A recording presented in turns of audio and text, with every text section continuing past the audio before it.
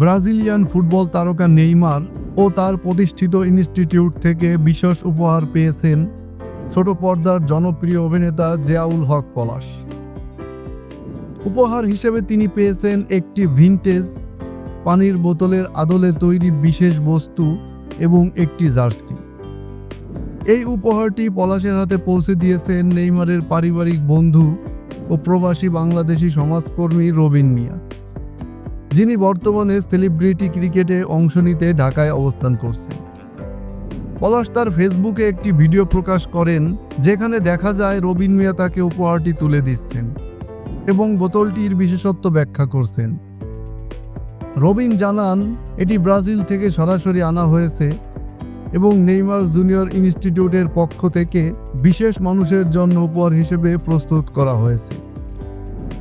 রবিন মিয়া বলেন, পলাশ এই বিশেষ উপহারটি ডিজার্ভ করেন কারণ সে হলো ব্রাজিল ও নেইমারের একনিষ্ঠ একজন সমর্থক।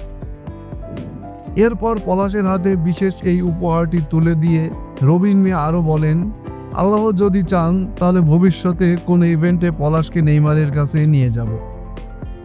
নিজেও একটি ফাউন্ডেশনের মাধ্যমে সমাজসেবামূলক কর্মকাণ্ডে যুক্ত পলাশ। উপহারটি পেয়ে পলাশ বলেন, রবিন ভাই জানতেন আমি সমাজের জন্য কাজ করি, তার মাধ্যমেই নেইমার বিষয়টি জানতে পেরে খুশি হয়েছেন। তার ফাউন্ডেশন হাজার হাজার বাচ্চাদের নিয়ে কাজ করে। এই বোতলের উপর যে কাজগুলো সব ওই বাচ্চাদের করা, এটা খুবই স্পেশাল।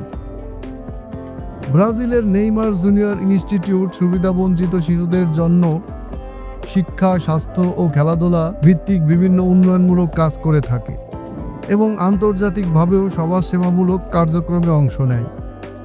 এই প্রতিষ্ঠানের সঙ্গে কাজ করছেন রবিন মিয়া।